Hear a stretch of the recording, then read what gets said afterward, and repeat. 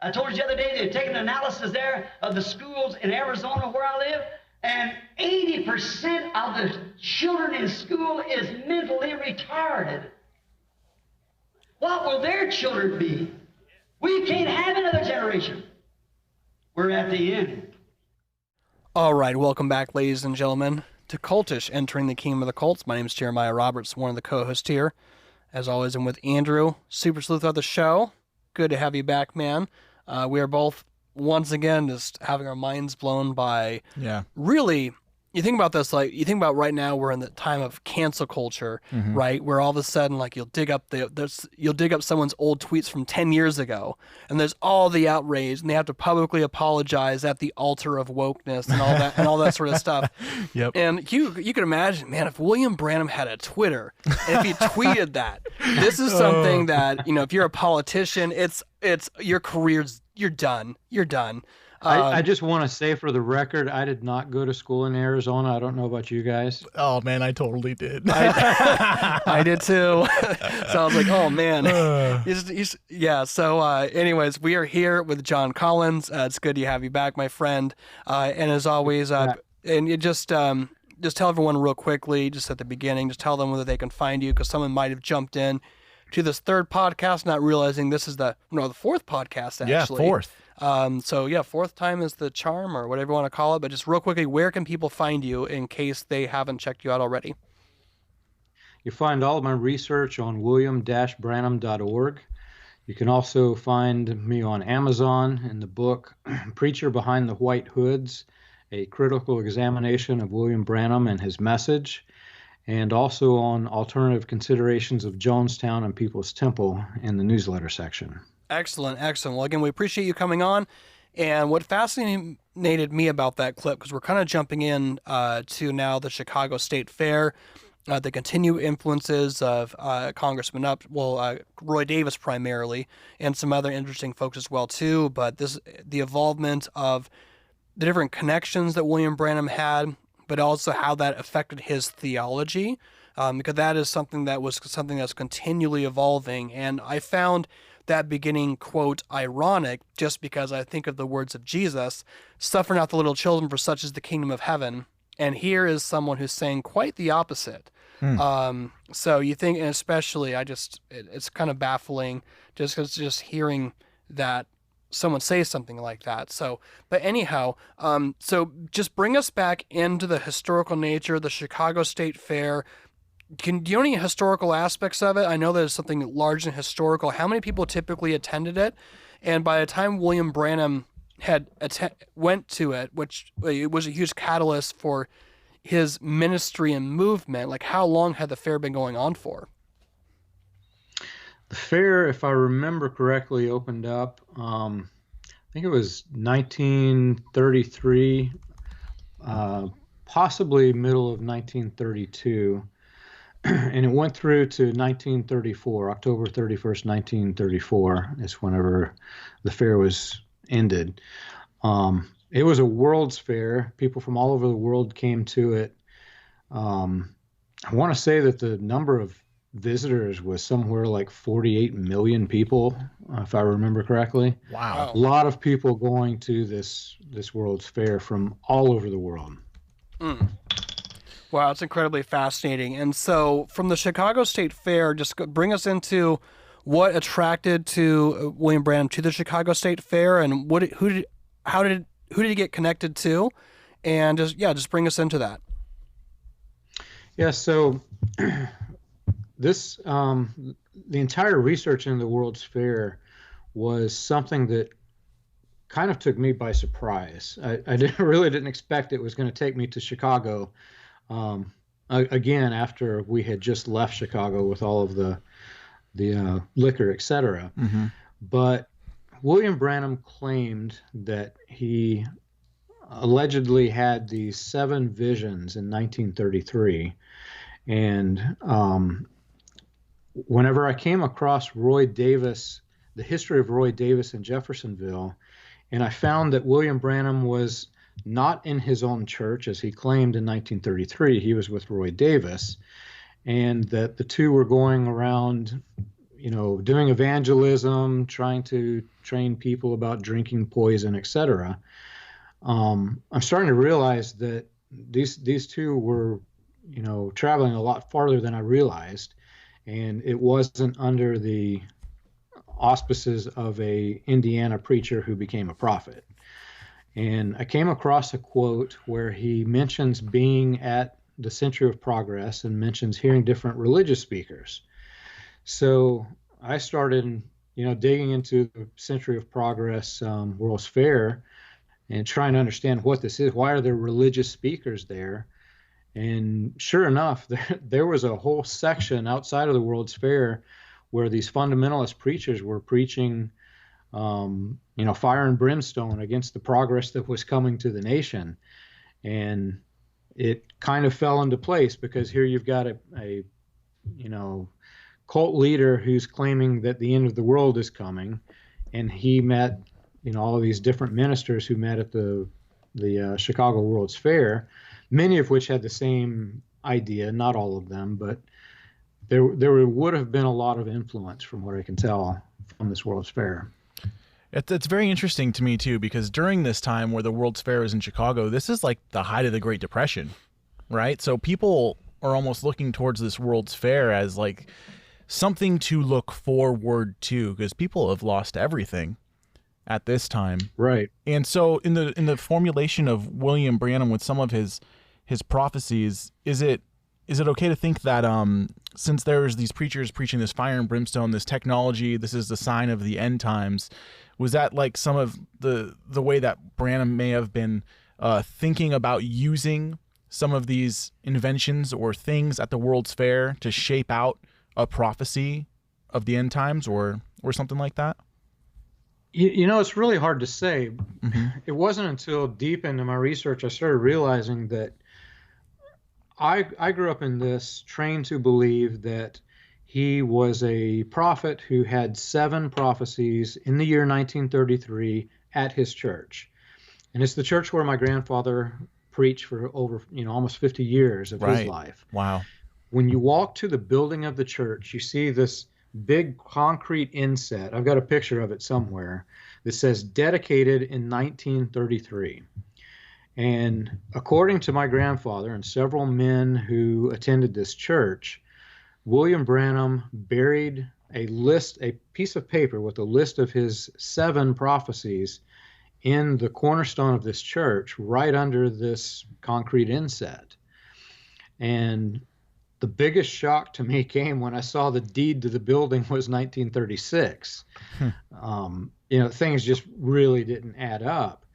And somewhere, I've got to find it from my website. I've somewhere got a video clip of this guy who, it's the only documented testimony that I can find. My grandfather claimed this all the time. When William Branham died, they actually dug up this cornerstone in the building because he's supposed to have these prophecies in it. Right. And they found it was empty. There was no prophecies in it. And somewhere on the internet, you can find it on YouTube. I'm going to try to find a clip from my website. Mm-hmm. This guy's describing his experience. Now, he's fully programmed in this cult, right?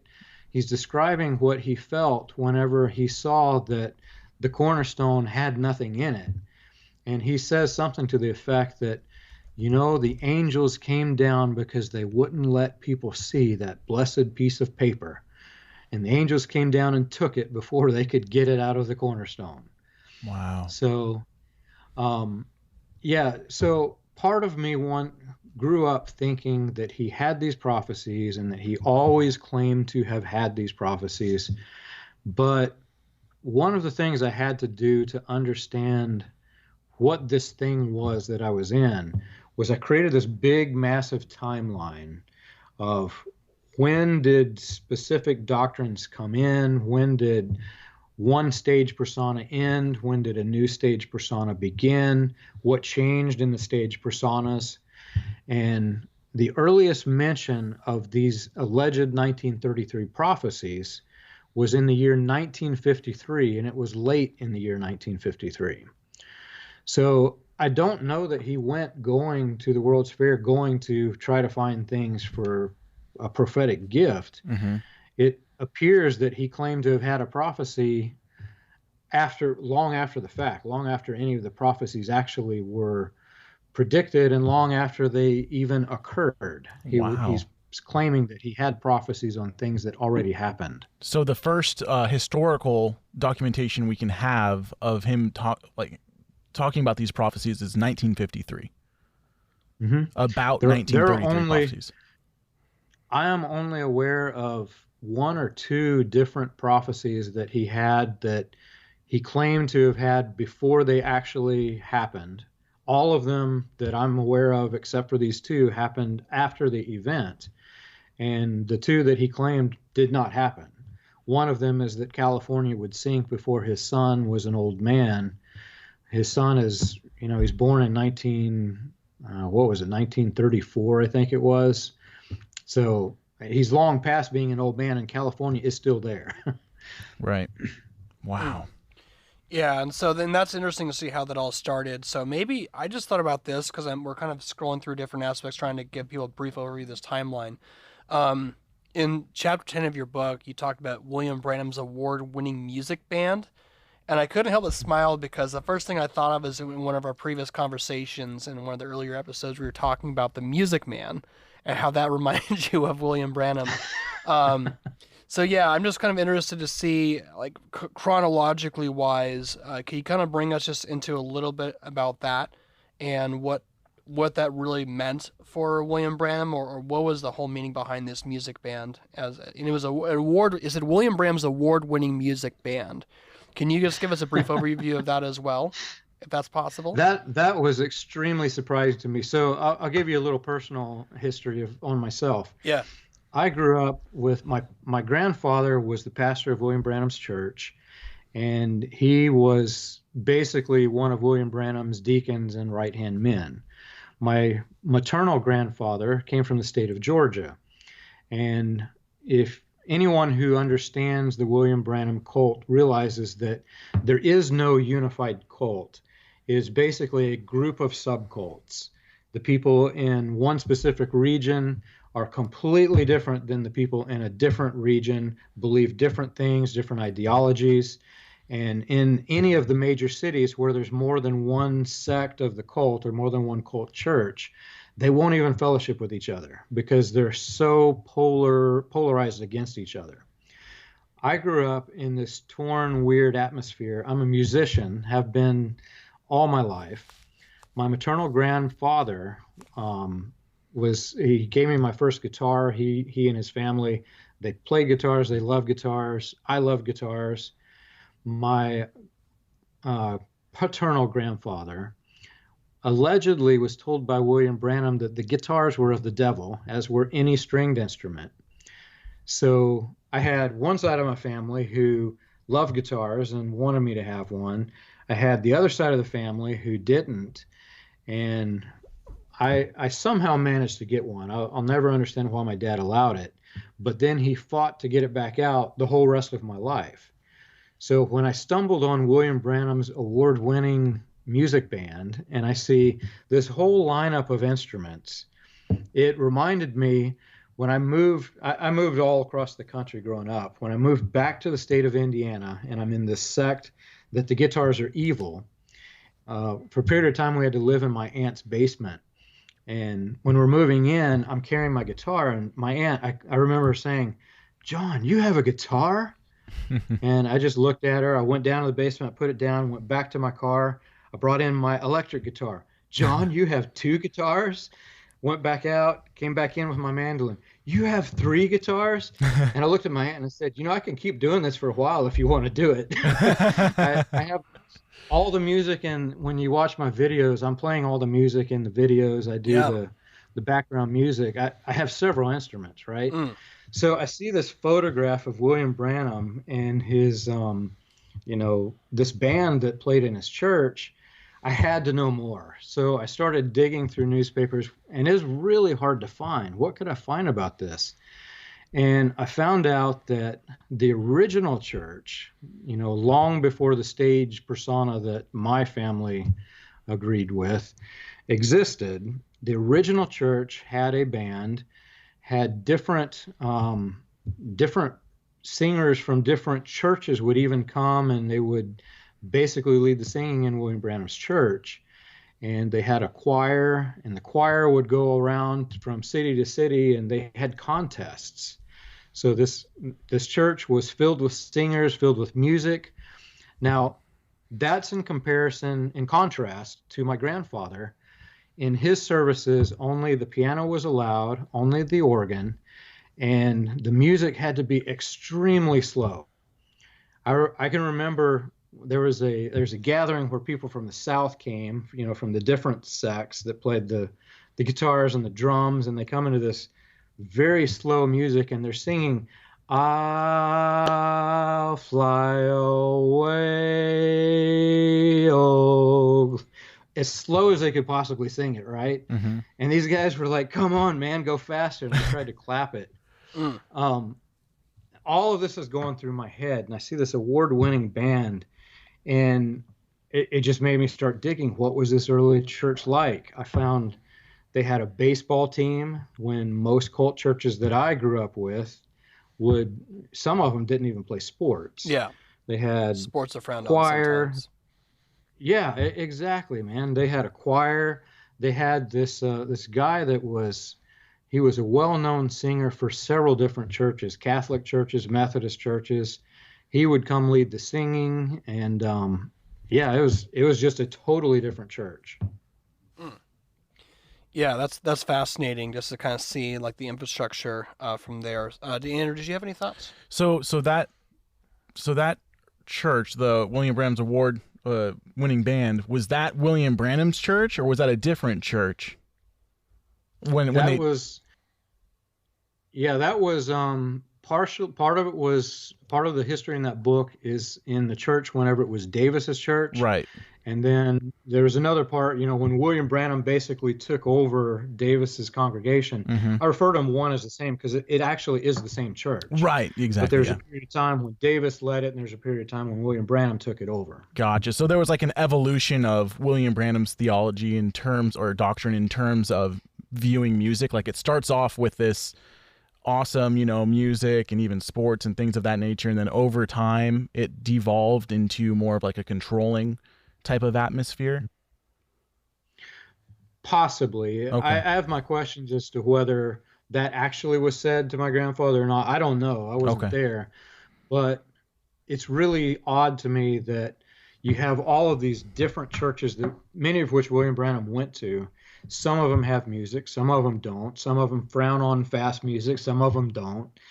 And it's just, it really, I think it depends more on the person that he appointed to lead it. What was their personality, and did they like music? Right. Yeah. When the standard's no longer the word of God, and then the prophet's gone, it's going to be up to the leader of that specific sect. That makes sense. Yeah. Yeah. And in the book too, John, you mentioned that in the same chapter you're talking about the award-winning music band, up pops our favorite Snidely Whiplash character, Roy Davis, and the Ku Klux Klan. And I'm just trying to make sense of it. So somehow they were intermixed, or they used the music as well, kind of like recruiting. I know a lot of times you think about those old pictures or videos or just depictions.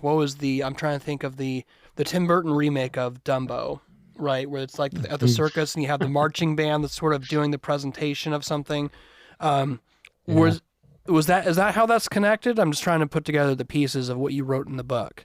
Like, how does it all fit together? Well, to be honest, that entire chapter was just because I found it so fascinating that it conflicted with everything that I knew growing up. Yeah. Trying to tie it to the larger story is actually really difficult to tie that to the story because that has no place in the larger story, right? Right. But the interesting thing is what you mentioned was actually going through my head. So Roy Davis is in Jeffersonville. He's obviously trying to build another Klan. We find that out much later in the book. He's got William Branham, who's leading this church. He has appointed other elders of the church who became part of William Branham's following, who had doctrines like the Christian identity. William Branham calls it the serpent seed. So he's basically forming his doctrinal platform. He's also forming the structure of the church, which had the music, the ball games. It was every town that I traced Davis through, from Georgia in the early 1920s all the way through Tennessee into Louisville, Kentucky, into Jeffersonville. Davis tried to have a very strong public presence, one that he just thrived on the publicity. He liked people to like him. Davis himself was a musician. His brothers were musicians. When they came and they planted that church, his brothers came from the state of Texas to help him do it, and they came with a band singing, people joining together for worship services, etc. So music was a big part of the church and a big part of what Davis was doing. Right. Interestingly, in that era, you also had the Woman's Clan, and at least according to the newspapers, Davis was a big womanizer. So you had in Jeffersonville the Knights of the Ku Klux Klan men's division, Knights of the Ku Klux Klan women's division. There's a name for them. I can't remember what they called the And my women. history is right. There's probably some history buff that's going to just give me flack for even asking this question, but I'm just trying to think historical timelines. But I just think because you mentioned the fact that there's clans women. Isn't this during the time where women can't vote, given the 1920s, or did that already take place? Did they already get the rights to vote? I'd have to look it up. I can't remember my timeline either. I'm just curious. I'm just thinking in regards to women being involved in something that's indicative of a time of discrimination, and there's a. When was it? It was looks like it was passed by Congress on June 4th, 1919, and ratified on August 18th, 1920. The 19th Amendment granted women the right to vote. Well, that's crazy because if you think about that, that's really around the exact time frame, or I think we're in the later 1920s, or around this sort of time frame. So this is right when women just finally got their rights to vote. So they're now getting some level of equality. But here's a whole section of women that have their clans women, and they're acting in such a way that's incredibly discriminatory. I don't know. I just thought that ironic. Huh. Well, and remember, my opinion is that this was a political cult, not a religious cult. Yes. They were a political cult with a religious front. Women of this cult still today are not permitted to vote. When we left the cult, I remember this was a big event. My wife and I together, we went to vote for the first time. It was her first time to vote together. She wasn't allowed to in the cult. And so the women's suffrage did end in 1920, apparently, but not for this group because William Branham, the political agenda, did not permit it.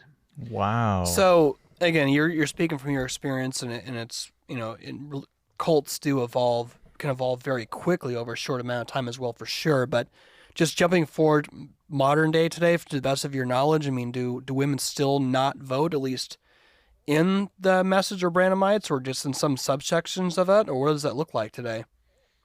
We escaped January 1st, 2012 was when we made our escape. And that next election, I can't remember what year that was. That's the first time my wife was ever allowed to vote. Wow. So that's still today, yes. Wow, that's incredible. Yeah, I think that 2012, that might have been, was that Obama versus Romney? I think. Yeah, I think so. Yeah. Yeah. Okay. Yeah. But that's still. I can imagine what that must have been like. I mean, there's so many other instances of sort of that isolation, whether it's physically, sociologically, and it was just interesting too that in that chapter on the state fair, there's a time where William Branham was speaking out against Hollywood and some of the modern day actors and actresses of their time, because how they were dressing in comparison to the Holiness Code. And, we've had people from the UPCI with, the long dresses or the long hair and such. I found that interesting as well, too. So maybe we could jump into some of the just a little bit of the theology or some of the prophecies as well, too, because this is some of the things that formulated out of his connections at the Chicago State Fair. What would be some examples of, just a brief overview, what would be the most significant prophecies that he gave, given the influences that he had at the State Fair? Sorry, it's been a long day.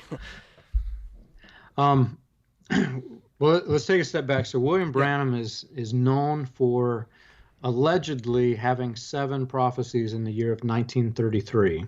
And the reason I want to step back is because if you read any historian on William Branham who's basically writing about William Branham's theology and why is he considered a prophet, they go into these 7 prophecies of 1933 that were allegedly buried in the cornerstone of this building that was deeded in 1936. The piece of paper that they tried to dig up that my grandfather and the other witnesses saw did not exist in this cornerstone. Right. Another version of William Branham's stage persona appeared to be reading from this paper that's supposed to be buried in the cornerstone. What in the world? And he says, "Let me read you something. I've got written here 1932." So that doesn't work with the 1933 version of the stage persona. Whenever I started digging into this, there were much more than 7 prophecies. It really depends on which version of the stage persona that you're referring to. So you asked me what prophecies came out of the World's Fair. Well, it depends on, number 1, which World's Fair, and number 2, which version of the stage persona are you referring to? The list of 7 prophecies that most historians credit William Branham for having in 1932, or 1933, I should say. The first one is that William Branham claims to have predicted that Roosevelt, although other versions of his stage persona says Hitler, would lead America into a second world war. Number 2 is that Mussolini would invade Ethiopia, and that would be his last invasion. Other versions of his stage persona doesn't know if it would be the last invasion. He doesn't know which one is going to win, according to his alleged 1933 prophecy. He also claimed to have predicted that the Maginot or the Siegfried line would be built, depending on which version of the prophecy, or in this case, probably which version of his memory. He couldn't remember which defensive line had been built in his prophecies. The one that is remembered of the 7 that relates to the 1933 World's Fair is that cars would become shaped like an egg. And it's interesting because that prophecy in some versions of the stage persona is just simply, it's going to be an egg-shaped car. But after he goes to I think it's the Seattle World's Fair, and he starts seeing the later technologies, this egg-shaped car suddenly is given automatic guidance systems. And there's a photograph on my website that you can find, but he says, I've got this vision of this woman and this man who are they're playing a game like checkers with their family, and some other force is controlling the steering wheel. Well, this photo actually exists, and it was distributed in newspapers before he even changed the prophecy to this claim. So that's number 4. Number 5, he predicted that the United States would be ruled by a woman in some version of the stage persona. Some versions claimed it was President Kennedy, and other versions claimed it was the Catholic Church. Number 6, he claimed that there would be a progressive decay of the morality of women. And number 7 was the Doomsday Prediction. He claims to have predicted that the world would end. And he had written in his paper, I believe all of these things will happen before the year 1977. And in the Doomsday Prediction, specifically the 7th prophecy, is that where he talked about nuclear fallout happening in the Midwest? Not specifically. When William Branham gives his lineup of prophecy, again, they change dramatically. For instance, there's another version of the prophecies where he claims that God told him, don't eat eggs in the last days. That's one of the 1933 prophecies. Although my family grew up with his family, and I can assure you that they did eat eggs. Right. Yeah. Also predicted, don't live in a valley in the last days. Well, if you know Jeffersonville, Indiana, and Louisville, Kentucky, we're in the Ohio River Valley. Still today, the church is in the Ohio River Valley. But that was one of the 1933 prophecies. Right. he usually gives his lineup of he always claims there's 7, even though they vary, but the details come within different predictions or prophecies, or a lot of times just rambling. But in one of his ramblings, he claims that he has studied and determined that when the Soviet Union attacks the United States, they're going to drop the bomb right here in Jeffersonville. And I'll be honest, growing up, that scared me. Well, why are we staying here, right? Yeah. Well, it really depends on his audience, right? If he's speaking to this group of people in this geographical region, your region is the one that's going to be doomed. And then he goes to the next region. Your region also is going to be the one to be doomed. Okay. The most interesting of all of the weird doomsday predictions is there comes a point whenever he's spread out so far and so many people are be doomed, he just claims that there's going to be a tidal wave from the West Coast that's going to go all the way across the East Coast and just demolish everything. Wow. So quick question for you. The 1977 date. So what does what do they, how do they justify him being a true prophet now, since 1977 is come and gone? Like what? How does that work out? Because I hear there's variations for other prophecies, but I don't know. Is there a variation for that one, or was it like a how do they justify that? Well, what's the best way to? So I'm going to explain this using COVID. Right? Okay. Yeah. COVID hit the United States. We have vaccines. We're vaccinated, and it's working great. Same vaccines are going across the world, and it's working great in other parts of the world. South Africa, you have the South African variant. You've got the same vaccines, the same COVID, everything, but you have a different region of people that the virus mutates in different ways. And that vaccine is effective so long as that variant isn't more adaptive than the vaccine. Once it goes beyond the vaccine and that variant comes to the United States, we have problem. In this cult again is not a unified cult. It is basically a cult of subcults, each one having different versions of cognitive dissonance. And it really depends on how that particular sect has progressed over time, how that cognitive dissonance has affected them. In the years leading up to 1977, there's actually on my website, you can find this pamphlet that they passed out. It's called By 1977. And it's a collection of every single prediction that William Branham had, stating that 1977 was the Doomsday year. And they're everything from William Branham outright saying that by divine inspiration it's going to be there in 1977. You and I understand divine inspiration with a prediction means a prophecy.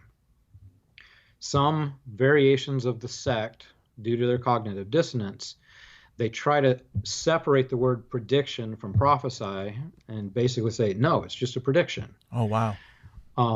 Some of the statements that William Branham made, depending on the group, the audience that he was in, he would say things like, now you watch, they're going to say, I prophesied 1977. I'm saying this by divine inspiration that I do not prophesy. He says, my favorite quote on the subject, he says, the Bible says that no man knows the hour, but it doesn't say that you don't know the year.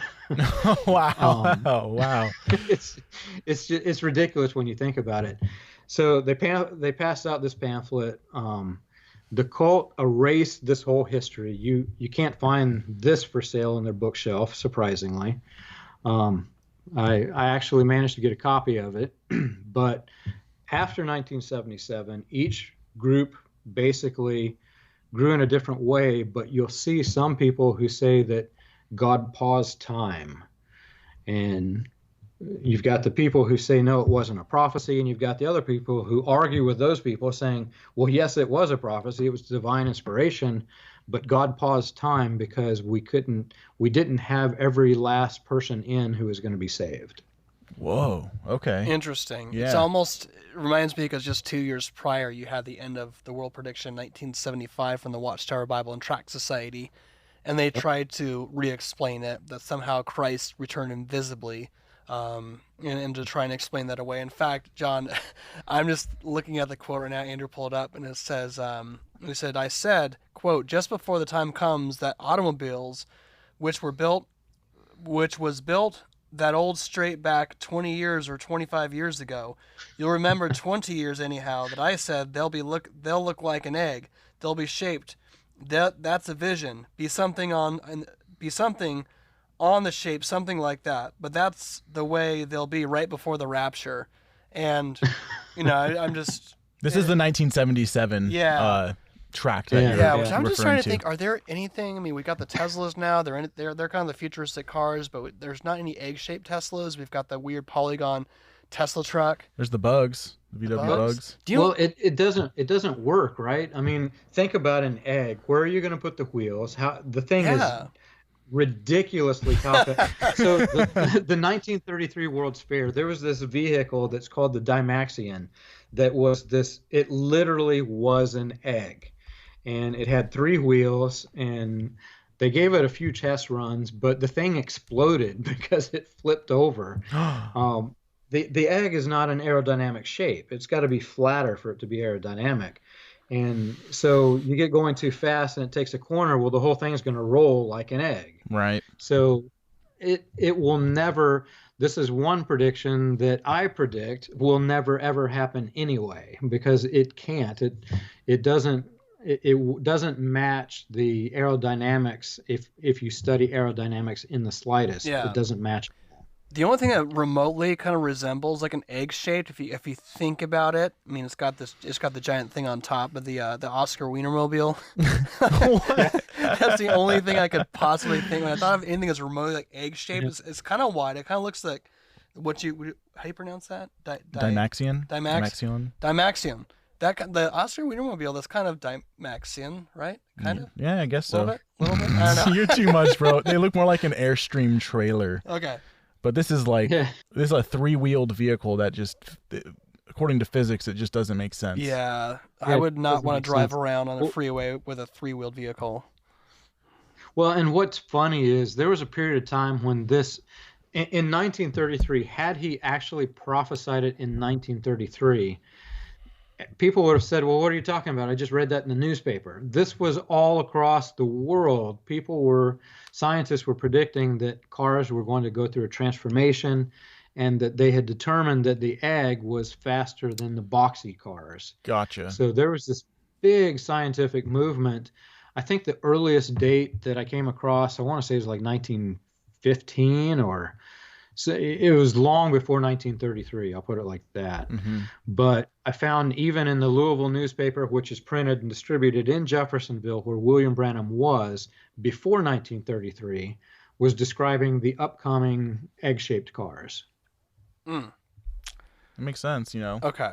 It's like it's playing on people's ignorance in a sense, even in terms of some of his prophecies of like fascism, communism, all of these things ruling before the end. I mean, you can go look at books like 1984 or other books that were written, at certain times, making predictions of what the future is going to look like in terms of like a dystopian setting in a world you wouldn't want to live in, where the state is God, So I can understand even using fascism, communism, all of those things. It's just just kind of like a leg up on having a prophetic voice or vision of the future. It's kind of like the spirit of the age at that time. This is what was going on. Well, and there's different versions. So his prophecies were never all inclusive. He would never, like, you guys have read the Bible, right? You understand that whenever a prophet spoke, they wrote it down because they wanted to confirm that what he said actually is what happened is actually what he said. Because if it wasn't down to the letter of what he actually said, this was a false prophet. Don't listen to him. This is not one of the good guys, basically. Mm-hmm. Well, with William Branham, he doesn't give all the details like any charlatan. He doesn't give all the details, because if he gives too much, people are going to figure out, well, wait a minute, this didn't quite happen like this. Right. So even with his end of the world prophecies, with different groups of people across the United States, he would tell this group one specific detail that got them all excited and up in air because the world's ending. And this other group on this other side would have something totally different. Good example. There was this guy that had wealthy guy, had a lot of money. And William Branham claimed that before the end of the world came, he was going to have one final tent revival coast to coast. And, back when he said it, and back whenever there are tent revivals, you can probably picture this happening. So this guy did, and William Branham told him that exactly how it's going to happen. I envision that there's going to be this plane that's going to carry me from town to town.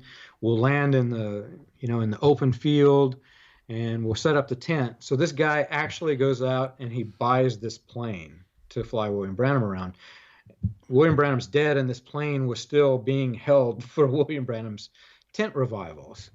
Now, I just went outside. We went out to eat right before this call, and it was so crazy hot in my truck. I couldn't wait for the air conditioner to come on. By the time we got to the restaurant, I was still sweating. Yeah. And I'm not going to go sit in a tent in this heat. I can assure you that most of this town, most of the quote unquote elect aren't going to want to go sit in this heat. They're going to say, hey, William Branham, if you were alive today, can't you just get this auditorium for me instead? So this one guy in this one town, he has the airplane. This other guy has like a bus or something. There's a vision of a bus. And they're all totally different. I've had followers tell me, former members of the cult tell me that they grew up, this was a woman told me this. She said it was a curse to be beautiful, because William Branham claimed that Russians were going to storm the United States and they were going to rape all the beautiful women. And I agree. She was pleasant to look at. And I could see that, this woman was really, really scared growing up, because God gave her beauty, and she wanted to try not to be beautiful because she didn't want to be raped when it happened. Oh my goodness. Wow. That's spiritual abuse for sure. Wow. Yeah. Mm. So at this point, I mean, there's other things that evolved into you have the ideas of the different prophecies and how that evolved, and well, there's also so much to unravel, and also we're going to talk about some of his theology. But one of the things I'm just curious about, in the same chapter in which you described the marching band, or like later on was one of the actual chapters, but it was the doctrine of the serpent seed, which was the notion and it's interesting too, because there's a version of this within the Church of Israel when we had the the white supremacist church that we were previously dealing with in one of our previous episodes. But the serpent seed doctrine, which basically it's the notion that original sin in the Garden of Eden was not a result of eating fruit, as the Bible narrative describes. According to the prophet, Eve, the mother of all living, had if you have children around, just so you know, if you have sensitive ears, this is explicit. Earmuffs. So just be aware of this. Just be aware of this. But this is just a reality of bad theology hurts people, and then also bad theology perverts the truth. So just again, if you have children around, you might want to consider pausing it, turning down the volume. So please just do that now. So here we go. So according to the prophet, Eve, the mother of all living, had opened her legs to the serpent and had sex. The result of the sexual encounter, according to the prophet, had brought forth two bloodlines, good and evil. The doctrine was controversial because of its common usage used by notorious leaders and groups. Adolf Hitler believed in two common bloodlines and attempted to enact genocide of the Jews. The Ku Klux Klan had also used it for their hate speech against both Jews and people with black skin. And if the prophet, quote unquote, was in fact touring with Roy Davis during his early years as a minister and was actively participating in services conducted by Davis and his brothers in Jeffersonville, I had no doubt that this doctrine would have been a topic of discussion among many times. So just briefly, I mean, we're kind of around the hour mark, but I don't know, could you just expand a little bit on that and maybe just talk about that just a little bit and just some of his other theology and how that really evolved given all those other influences on top of the prophecies? Yeah, so it's really strange, and especially strange if you take everything that was said across all of the stage personas, all the different variations, and combine them, because what happens is the reason that these different varying sects emerge is because stage persona 1 doesn't match stage persona 2 in doctrine. Stage persona 3 is totally different. And William Branham is known, for instance, of being oneness Pentecostal. That's how the historians reference him. Yet one of his versions of his stage persona, he says, "For we who have accepted you, the Holy Spirit, the third person of the Trinity." One stage persona is condemning the other stage persona who accepted the Trinity. So these different sects emerge by taking all of the different conflicting things that he said and putting them together. So in my head growing up, when I'm thinking through this, I believed that this thing that he called serpent seed was actually in the Bible. And because I had blended everything that he said, when I would read the different chapters of Genesis, I was reading it through what he said instead of just plainly and avoiding all the extra biblical stuff that he added. Right. But so in summary, if you take, again, the different conflicting versions of his stage persona, he claimed that Jesus Christ was an angel, the Archangel Michael, very similar to the Jehovah's Witness, I think, teach the same thing. And that Michael, which is Jesus in his theology, and the devil, Satan, fought each other in the holy wars, and that there was another civilization that existed pre-Genesis. And then the theology skips in timeline. It doesn't really explain how this other civilization repopulated. But he claims that Satan is the one who designed the female, and that Satan designed the female specifically with the sole intent to deceive the male, and to deceive the male for the purposes of sex. So, according to William Branham's theology, the original sin in the Garden of Eden was because Eve and the serpent had a sexual union, and according to Branham's theology, and this is kind of general Christian identity theology, that Eve and the serpent produced Cain as the offspring. Now, the first time I came out of this cult, and I read the Bible like 15 times, just trying to wash all this weirdness out of my head. Yeah. I remember very clearly. I was reading Genesis 1, and I busted out laughing. My wife came in and said, "What are you laughing at?" And I'm holding the Bible, right? So I feel like sacrilegious. I'm laughing. I'm reading Genesis 1 and I'm laughing. But I came to verse, I think it's 22 in Genesis. It says, "Be fruitful and multiply." Or Genesis 1, "Be fruitful and multiply." This is before Eve. So I'm thinking in my head, okay, so if the original sin is sex and it's Eve, well, here's Adam by himself in the one, the two together, "Be fruitful and multiply." What does that have Adam doing? And I don't know. It struck me as the whole thing is just so freaky weird. Yeah. You read through, even in the New Testament, it says, "From the blood of one woman, from the blood of one man comes all living creatures." The two bloodlines really don't work if you read the whole Bible. It only works if you take this little verse and this verse, and then let's put those two verses together out of their context. but it's very popular among white supremacy groups. Ku Klux Klan, even Nazi Germany, they had some variation of this weird thing. And that definitely helps with clarity, because we have gotten, again, Andrew and I work this very part-time, or have been, and we get messages all the time where like, I never heard of that before. But I remember recently, it's either one person or a couple of people were saying you need to do an episode on Christian identity, and I was just confused by that. Like, what is that?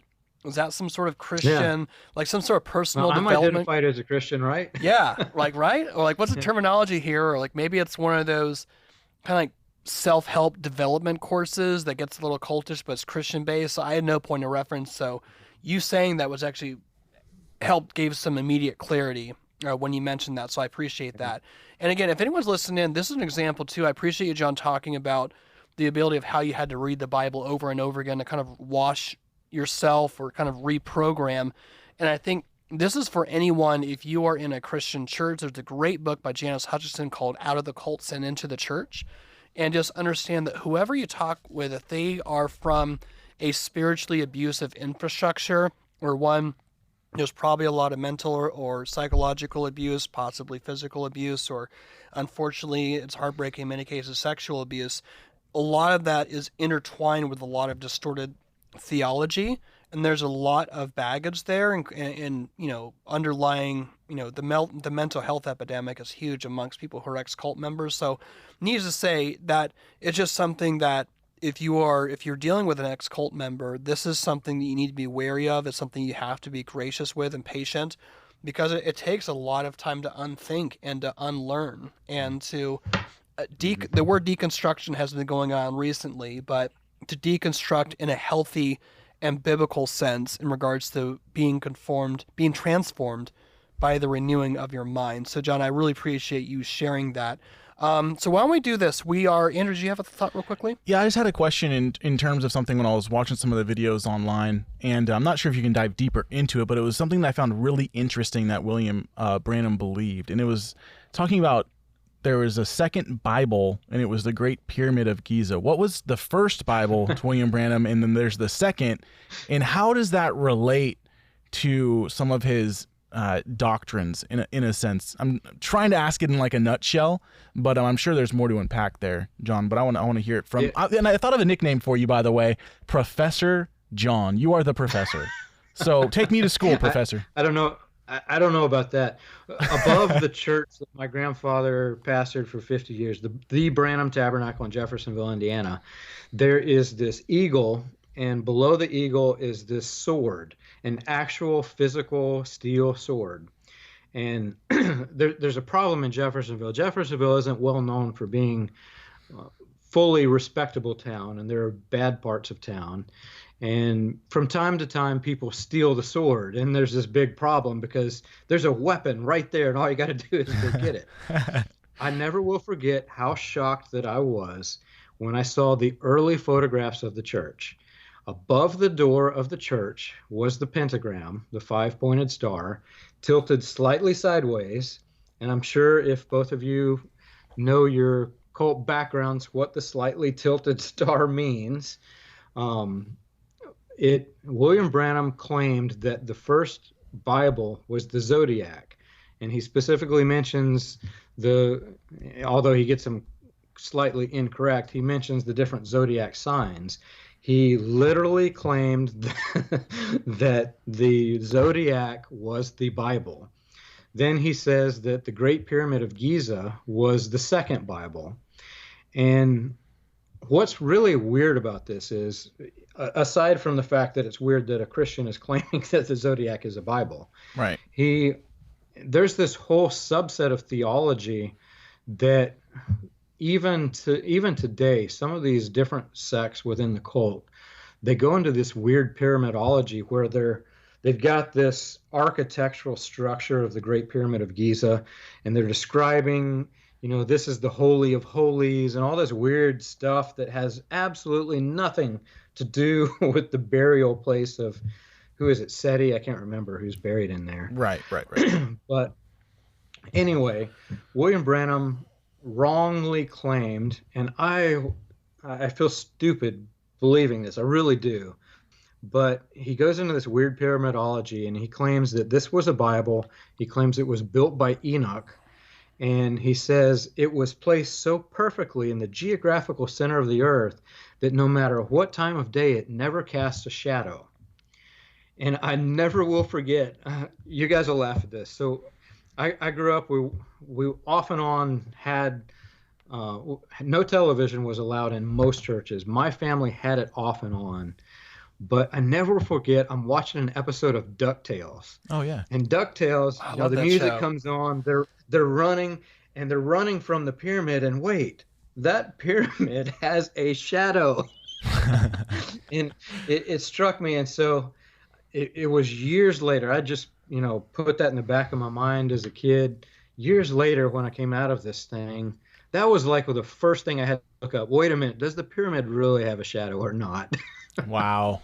Wow, that's interesting. Gosh, that's taking me back thinking about DuckTales and all that. So, I know. I feel like It's just interesting. So some of that weird theology, it's very similar to like things that, you know, the early founders, that Charles Taze Russell, you know, some of his weird pyramid things. We've got Joseph Smith in Eagles, yeah. right, in pentagrams. This is very Masonic sounding in a way. Well, even his grave, Well, even his great head. Sorry to interrupt, but isn't his headstone a pyramid as well? To me, his headstone is very where he's now buried is very, very extra, I would say. Yeah, there's a very Masonic influence. I try not to go big and deep into conspiracy theories Right. on the website because unless I can prove it, and the problem is these are secret societies. You're never going to find, okay, was William Branham a Mason? I don't know. But if you look at just the wide array of signs that he's given you, he's constantly using the number 33 in everything. He's using Right. numerologies that match Masons. He's got a pyramid tomb. He's saying that the zodiac. It's written all over this, you know, this movement. Well, it's fascinating. Well, I appreciate you coming on again, John. And so what we're going to do is we're going to go and wrap up here. We're going to continue with the journey of William Branham and his movement and the message. And eventually where we are headed to is the most notorious cult leader in American history, Jim Jones. Yep. There ends up being some very interesting and significant things that happen. So we are on the path. We are paving the way through William Branham and the message and the Branhamites and all that. But eventually we are going to work our way and pave through how it connects to the road to Jonestown, which the connection will be shocking for a lot of people. It's almost like one of those expansion packs of a game, or like or you think about, like Disney Plus had a series where they're expanding on some of the Avengers series, like the one on Captain America. So WandaVision too. Yeah, well, like WandaVision, where they're expanding on the Marvel universe, and in a weird way, this is like an expansion of the whole Jim Jones world and universe, because this is the weird sort of prequel, but it's also kind of going alongside of it. So I'm fascinated to see how that unravels. But WandaVision actually came up today in relation to William Branham. I have networks of private support groups, this underground railroad of sorts to help people out. And this woman just came to terms, I want to say it was yesterday, with the fact that everything that she believed her entire life was a lie. And I was explaining to her that, I went through the same thing. And I used WandaVision as the example. I said, my family just recently got Disney Plus, and I just watched the WandaVision series. And I could not help while I'm watching this but to think about my life in this cult, right? Because we're basically stuck in the 50s. I'm growing up in a world where I'm still believing that we're in the Cold War. I believe that Russia's going to invade us. I believe that the A-bomb is going to be dropping. All of this stuff that they were feeling and experiencing in the 50s, I'm feeling it. But the difference is in WandaVision, they've got this fake, this facade of a world that they're living in, but she's doing it trying to save his life. She's doing it for a good cause. William Branham literally kept me captivated all those years for this political agenda that I wholly do not agree with. Wow. Wow, that's definitely fascinating. I definitely appreciate you coming on here again, John. So again, we'll wrap things up here right now, and we'll talk to you all as we continue to explore William Branham and the roads to Jonestown. Next time on Cultish, we're entering into the Kingdom of the Cults. Talk to you guys soon.